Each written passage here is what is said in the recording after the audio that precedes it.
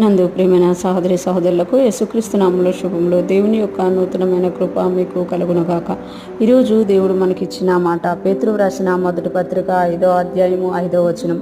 చిన్నలారా, మీరు పెద్దలకు లోబడి ఉండుడి. మీరందరూ ఎదుటివాని ఎడల దీన మనస్సు అను వస్త్రము ధరించుకొని మిమ్మును అలంకరించుకొనుడి. దేవుడు అహంకారుని ఎదిరించి దీనులకు కృప అనుగ్రహించును. ఈ మాటలు మనం పేతురు రాసిన పత్రికలో చూసినాం. ఇక్కడ అన్నారు కదా, చిన్నలారా అంటున్నారు. అంటే ఎవరైతే క్రీస్తుని ఎరిగి ఉండి దీన మనసు కలిగి ఉన్నారో వారందరినీ కూడా చిన్నలారా అంటున్నారు. మీరు పెద్దలకు లోబడి ఉండుడి. మన మీద ఎవరైతే పెద్దలుగా ఉన్నారో మనకంటే పెద్దలైన వారందరికీ కూడా మనము లోబడి ఉండాలంట. మీరందరూ ఎదుటివాని ఎడల దీన మనస్సు అనే వస్త్రం ధరించుకొని మిమ్మును అలంకరించుకునండి.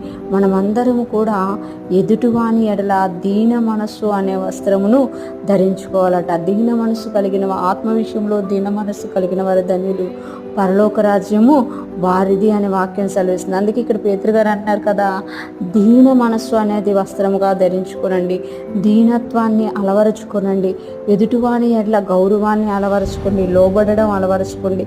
ఎదుటివారిని పెద్దలైన వారిని చూసినప్పుడు లోబడి మన ఎదుటి ఉన్నవారు వాళ్ళు పెద్దలైనా చిన్నలైనా వారి ఎడ్ల మనము దీన మనస్సు కలిగి ఉండాలట. దీన మనస్సు అనే వస్త్రము ధరించుకొని మిమ్మును అలంకరించుకొనుడి. అంటే దీన మనస్సు కలిగి ఉండడం కాదు, అది వస్త్రములాగా ధరించుకోవాలంట.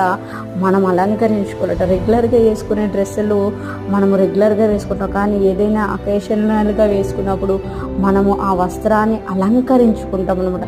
అంటే నీట్గా కట్టుకుంటాం అనమాట. అది ఏ డ్రెస్ అయినా కూడా అది నీట్గా వేసుకుంటాం అనమాట. అలాగా మనం అలంకరించుకోవాలట. మన మీద అందరి చూపు పడేటట్టుగా మనము దీన మనస్సు అనే వస్త్రమును అలంకరించుకోవడం. ఎందుకు అనంటే దేవుడు అహంకారులను ఎదిరించి దీనులకు కృప అనుగ్రహించును.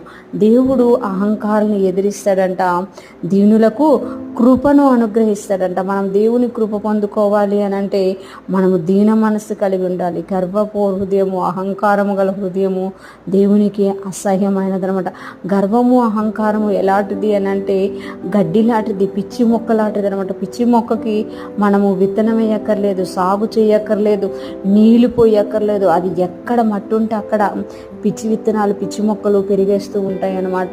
కొన్నిసార్లు మనకు అనిపిస్తుంది కదా, మనం పెట్టిన మొక్క ఎదగదు కానీ పిచ్చి మొక్కలు మాత్రం దాని చుట్టూ ఎదిగేస్తూ ఉంటాయి. ఈరోజు దేవుడు తెలియజేస్తున్నారు కదా, అలాగా గర్వము అహంకారం వచ్చేస్తుంది కాబట్టి అదొక పిచ్చి మొక్కలాగా మన ఆత్మీయ జీవితాల్లో ఎదిగి మనం ఫలించకుండా మనల్ని అణిచేస్తాయి. కాబట్టి మనము దీన మనస్సును అలవరుచుకోవాలి, పెద్దలకి లోబడి ఉండడము అలవరుచుకోవాలి. ఇవన్నీ దేనికి సూచనగా ఉంటాయి అని అంటే మనల్ని మనము తగ్గించుకొని గర్వం లేని వారిగా ఉండి దేవుని కృపను పొందుకొని దేవునిలో వర్ధిల్లడానికి మనకి సహాయం చేస్తాయి. ఈరోజు ఫ్రెష్ వన్ వింటున్న ప్రతి ఒక్కరూ కూడా దేవుని కృపను పొందుకొని దేవునిలో వర్ధిల్లుదుముగాక.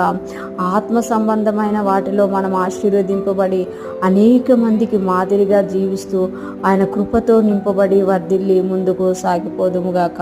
ఆమేన్.